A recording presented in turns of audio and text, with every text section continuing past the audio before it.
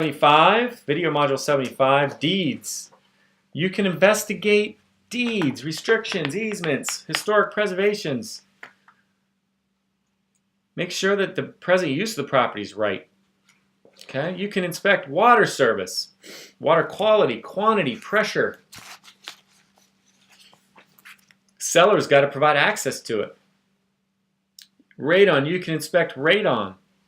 Has to be below. Anybody want to take a stab at what that says? Has to be below what? 4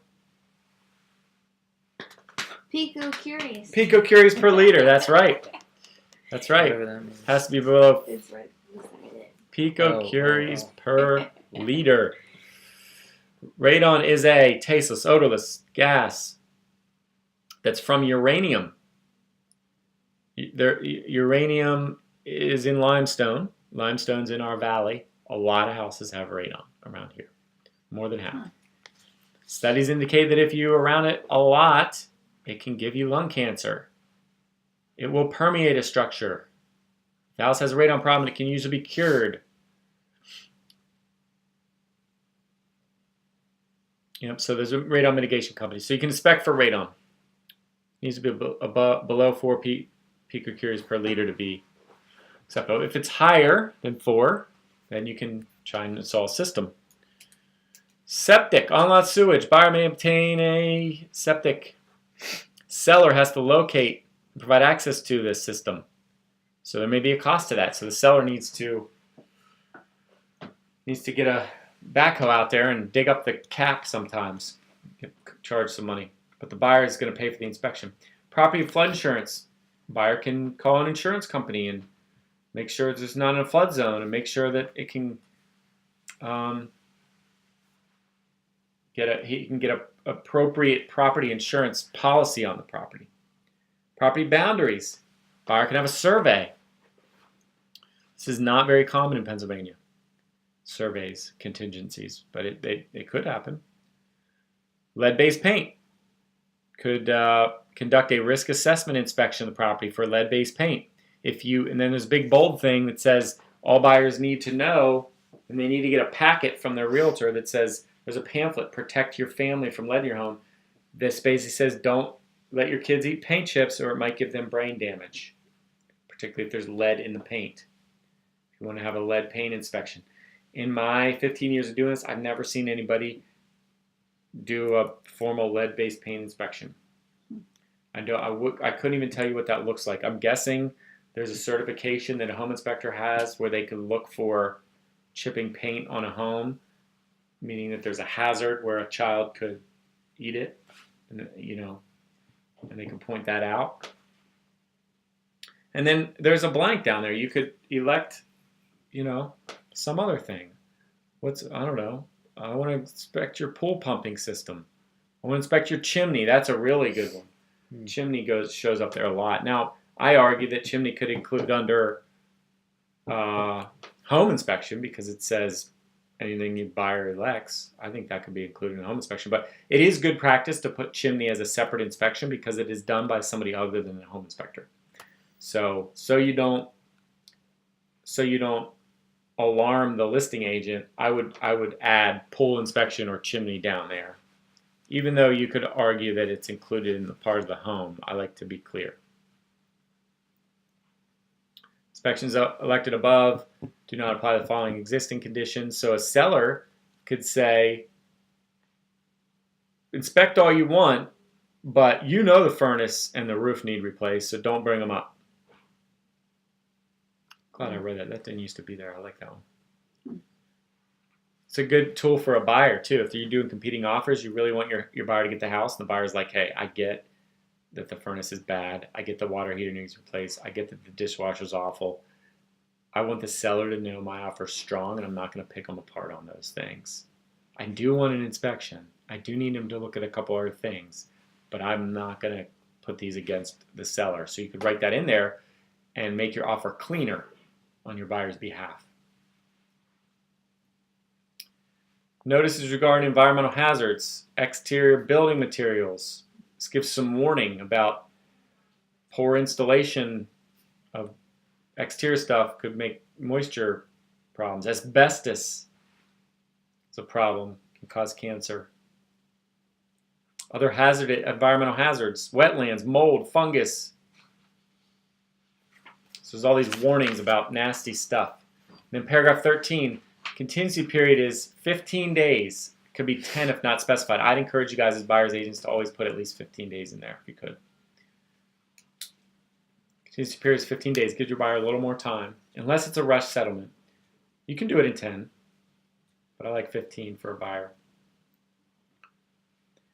Except as stated in paragraph 13C, if the result of any inspection elected on the previous page is unsatisfactory, buyer can, what?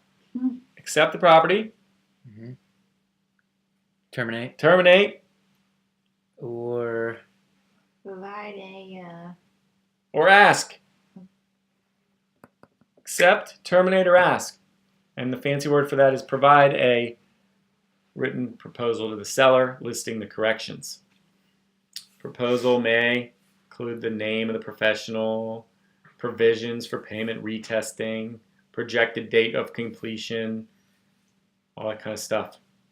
So the proposal can say, give me money. Can say, give me money for the chimney on page 3 of the home inspection.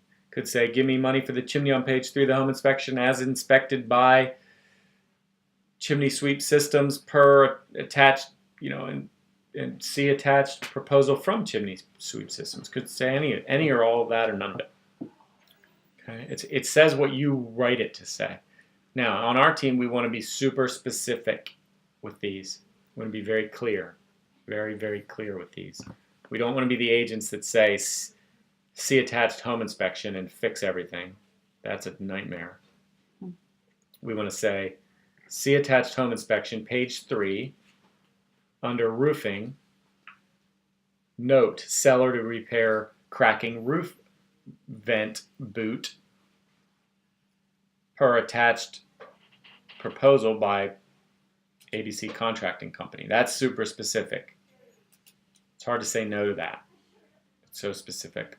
Or seller to provide radon mitigation system per attached report from Radon Remediation Solutions and provide retest below 4.0 picocuries per liter prior to closing.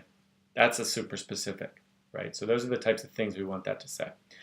3A, following the end of the period, buyer and seller will have blank 5 days for a negotiation period. So within 15 days, buyer sends over an acceptance, a terminate, or an ask. 90% of times it's an ask. The ask says a bunch of specific stuff. Then they have 5 days to decide what they're going to do. So you email it to the listing agent. The listing agent says, I'll get back to you. The listing agent gets back to you on day 3, says, we'll do this and this, but we're not doing this. You have now 2 days, because we have 5 days total, to say that to your buyer and decide what you're going to do. During the period, that 5 days, seller will either agree. So seller can either agree,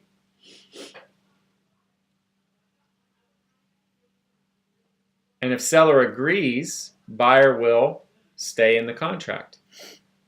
Or B, if nothing agrees or seller doesn't respond in that 5 days, they go dark on you, then within 2 days, buyer will accept and deal with the problems or terminate. So let's break that down. 15 days, you got to send over what within the 15 days? Accept, terminate, or ask. Mm-hmm.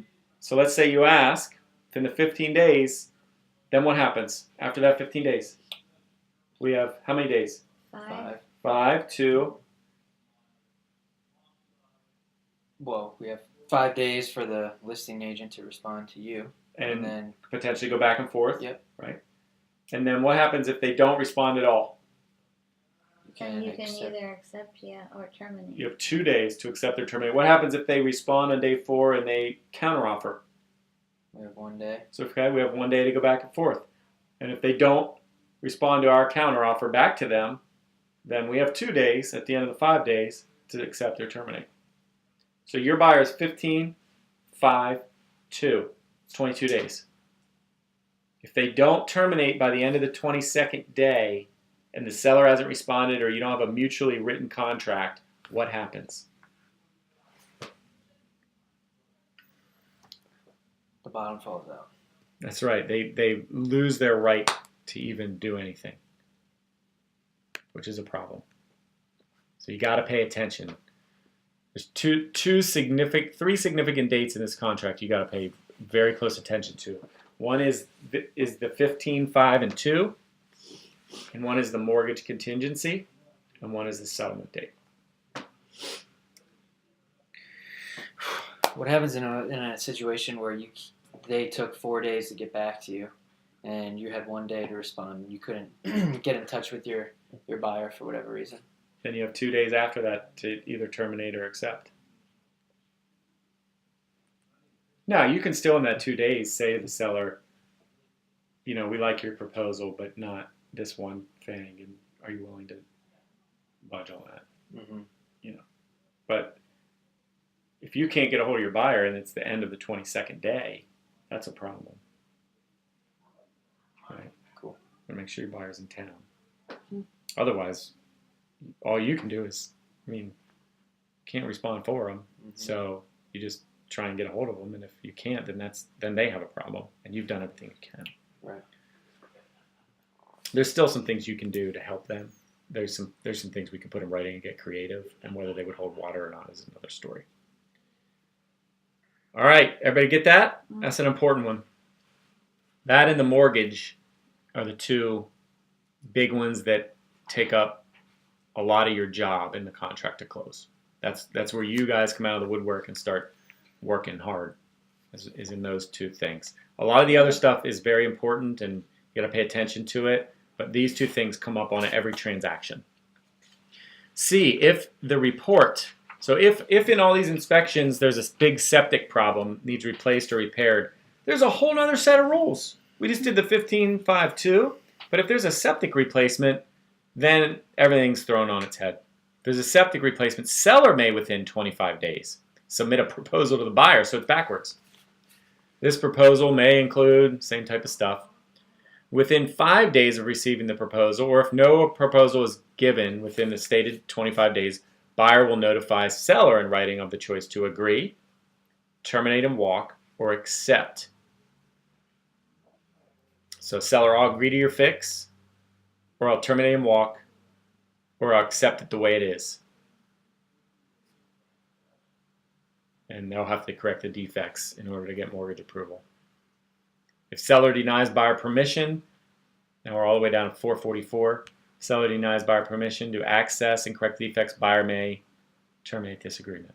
So there's a new set, not 15.5.2, it's 25.5.5. That's rare, but it'll happen to you. It'll happen to you probably in your first year once.